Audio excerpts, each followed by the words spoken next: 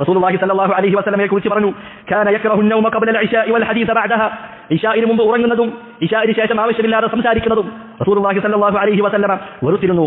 അഥവാ ഇശാഇന് ശേഷം ആവശ്യമില്ലാതെ സംസാരിക്കുക, അനാവശ്യമായുള്ള സംസാരങ്ങളും കളികളും വിനോദങ്ങളും. എന്നാൽ ഇന്ന് നമ്മുടെ അവസ്ഥ എന്താണ്? മുസ്ലിം ഉമ്മത്തിന്റെ അവസ്ഥ എന്താണ്?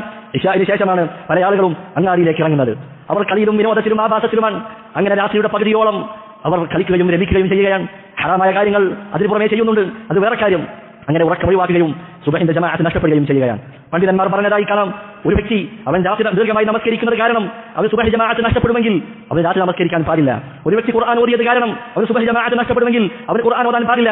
കാരണം സുബഹി ജമാഅത്ത് നിർബന്ധമാണ്, ബാക്കിയുള്ളതെല്ലാം സുന്നത്താണ്. ഖുർആൻ ഓതുക എന്നത് സുന്നത്തായ കാര്യമാണ്. അതുകൊണ്ട് നിർബന്ധമായ കാര്യം നിർവഹിക്കുന്നതിന് തടസ്സമാകുന്ന ഒന്നും തന്നെ നമ്മിൽ ഉണ്ടാകാൻ പാടില്ലതല്ല. എന്നാൽ എത്രയോ ഹറാമായ കാര്യങ്ങൾ ചെയ്തുകൊണ്ട് രാത്രി ഉറക്കമൊഴിക്കുകയാണ്, എന്നിട്ട് സുബഹിന്റെ ജമാഅത്തിന്റെ സമയത്ത് കിടന്നുറങ്ങുകയാണ്. പിന്നെ എങ്ങനെയാണ് നമ്മുടെ ഉമ്മത്തിന് വിജയമുണ്ടാവുക? നാം ഓരോരുത്തരും ഈ കാര്യം ആലോചിക്കേണ്ടതുണ്ട്.